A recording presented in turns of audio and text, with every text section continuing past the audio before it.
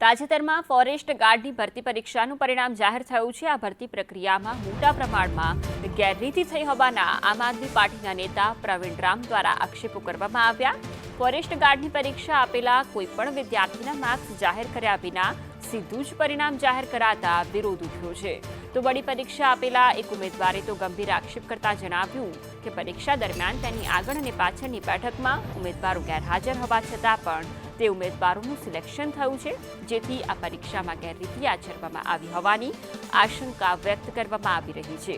પરીક્ષામાં હાજર તમામ ઉમેદવારોના માર્ક્સ જાહેર કરવાની માંગ કરી છે, તેમજ પરીક્ષા માર્ક્સ જાહેર કરવામાં નહીં આવે તો ઉગ્ર આંદોલનની પણ ચીમકી ઉચ્ચારાઈ છે। તાજેતરમાં ફોરેસ્ટ ગાર્ડની પરીક્ષાનું પરિણામ આવ્યું છે। આ પરિણામમાં કૌભાંડો થયા હોય અને કંઈક ગોટાળા થયા હોય એવી ગંધ આવી રહી છે, કારણ કે ઘણીવાર તમામ વિદ્યાર્થીઓના માર્ક્સ શા માટે જાહેર કરવામાં ન આવ્યા?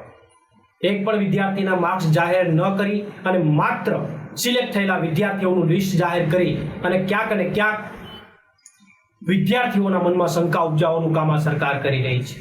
બીજું, જ્યારે વિરોધ થયો ત્યારે સરકાર તરફથી પ્રતિનિધિ દ્વારા એવું કહેવામાં આવ્યું કે 6 તારીખે અમે માર્ક્સ જાહેર કરીશું।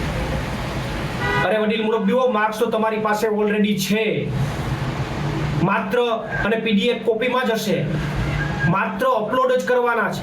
અપલોડ કરવામાં 6 દિવસનો સમય શું કામ લાગી રહ્યો છે, એનો જવાબ પણ સરકારે આપવો પડશે।